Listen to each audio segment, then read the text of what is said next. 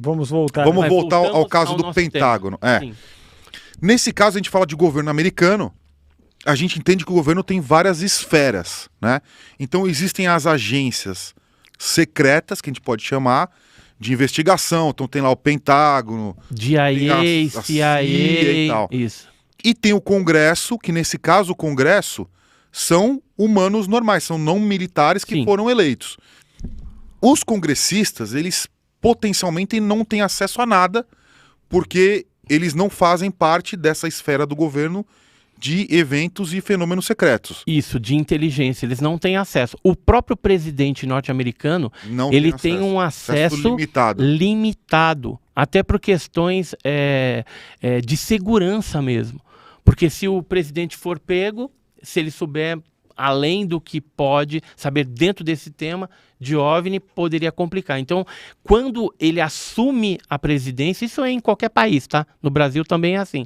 Ele é chamado, tem lá uma reunião com os chefes de cada arma, né? Força Aérea, Marinha, Aeronáutica e Exército, né? Junta toda essa galera e aí ele é contextualizado. Ó, tem isso, mas até um certo nível.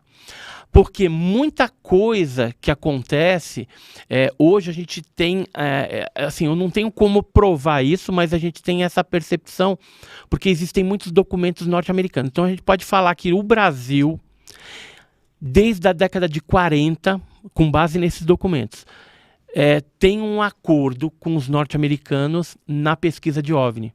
Porque em todos os casos mais bambambam do Brasil, os americanos estavam aqui. Caso Varginha, Noite Oficial dos OVNIs, Operação Prato, a queda do OVNI em Leme, né, o acidente do OVNI entre São Paulo e Paraná, que a nave inclusive foi levada para a NASA, depois passou por São José dos Campos. Enfim, tem vários casos em que aconteceu algum tipo de acidente com nave ou foram coletados corpos biológicos diferentes e aí isso acabou indo parar nos Estados Unidos por conta desse acordo que se tem. E aí, como Estados Unidos acoberta, a gente é obrigado a acobertar também, porque está sujeito a mesma direcionamento estratégico de acobertamento.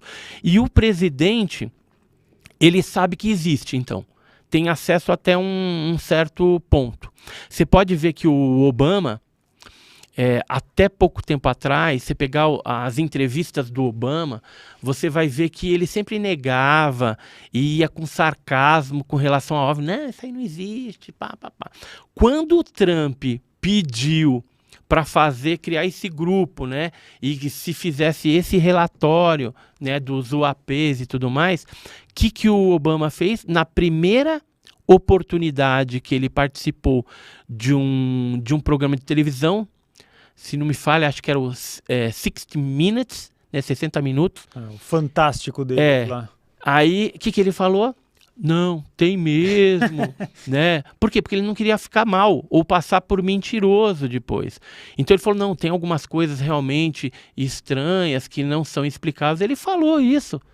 Ou seja, mudou completamente o posicionamento dele. Por quê? Porque ele provavelmente fez a leitura do contexto e falou, opa, tá tendo uma abertura do governo para falar disso. É porque alguma coisa deve estar em andamento para que se libere em algum momento essas informações, ou se sacramente, olha, OVNI existe, é extraterrestre, é alien, alguma coisa assim. Mas... E agora no Brasil, como que funciona?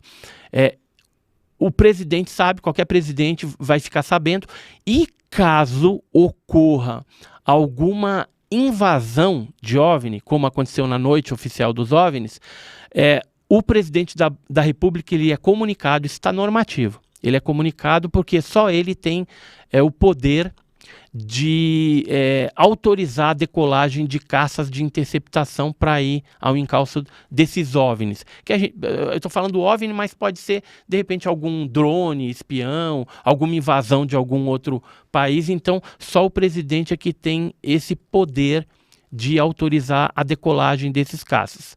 Porque aí é iminente uma guerra, se for um outro país, né, envolvido. Agora, na ausência do presidente, o ministro da Aeronáutica ele tem esse poder.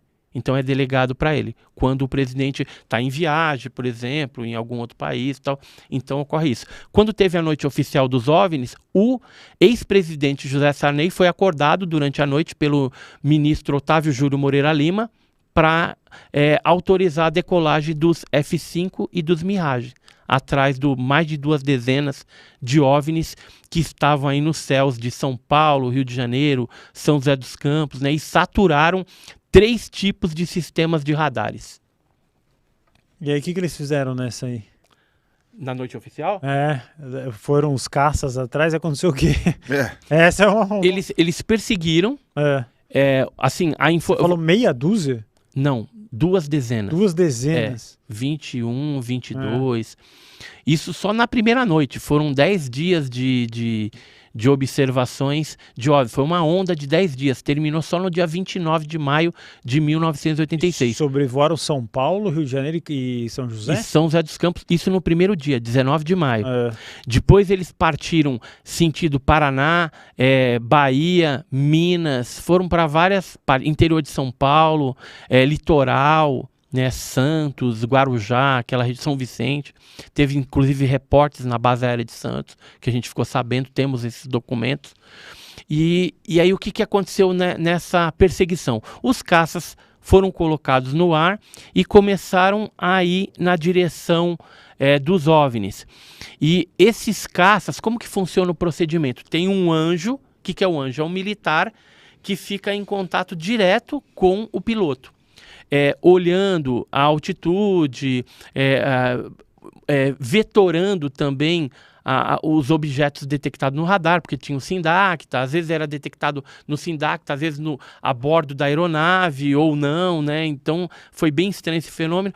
E também o combustível, né? Esse anjo também fica responsável para olhar o combustível para o piloto ir até onde dá, porque quando fosse acabar mais ou menos o combustível, fala, ó, volta, porque você tem combustível só para voltar agora, para não causar um acidente aéreo. E aí os pilotos no ar, perseguindo esses objetos, teve um piloto que ele colocou o objeto em Judite, ou seja, você trava e se você quiser atirar, você acerta o objeto. Só que o objeto, que provavelmente tinha alguma inteligência, ou seja, teleguiado, ou tinha algum tipo de inteligência ali, ele percebeu que estava em risco e ele acelerou de 0 para 15 Mach, 15 vezes a velocidade do som, enquanto que a aeronave militar, o caça, estava a 1,02 Mach. Ou seja, deixou o cara no chinelo e foi embora. E então as perseguições foram frustrantes e frustradas, né? Eles não conseguiram chegar nesses objetos. O que aconteceu nos 10 dias? Houve pouso, avistamento em tudo que é lugar, contato de terceiro grau, abdução, aconteceu de tudo durante os 10 dias. Quando chegou no dia 29 de maio, uma nave enorme se posicionou no mar na direção de Santos, no litoral paulista. Foi detectada no radar pelo terceiro sargento Sérgio Mota. E o sargento Mota comunicou novamente São Paulo e Brasília, que tinha mais objetos, lá tinha esse grande e tinha uns pequenos que estavam indo em direção ao grande e sumiam, né? Começavam a sumir do radar, mas provavelmente estavam entrando dentro desse objeto maior aí, até que depois desapareceu. Quando ele comunicou, né, Brasília, São Paulo, ele foi cientificado de que o ministro não iria decolar mais nenhum jato, porque na primeira vez não deu certo, ele não ia gastar combustível para ir atrás de um negócio que não ia dar certo de novo. Então ficou por isso mesmo. Fizeram os relatórios estão no Arquivo Nacional, através do Cian você consegue baixar. Eu sei que está faltando relatórios. Teve militares que me falou que na época foram feitos filmes desses objetos, mas até hoje não foi liberado, porque assim, de um lado da aeronave tinha câmera e da outra tinha armamento para você atirar. Então toda a operação de tentativa de interceptação foi filmada. Tanto é que teve um militar que falou pra gente que lá na escola de especialista da aeronáutica foi feito um evento assim meio fechado, onde foi exibido para os militares ali presentes, lá em Guaratinguetá, um desses vídeos dos OVNIs, da noite oficial dos OVNIs. Só que até hoje os militares não liberaram isso. Como não liberaram da Operação Prato também, que foram feitos filmes Super 8, colorido e preto e branco, pela equipe do Capitão Holanda, né?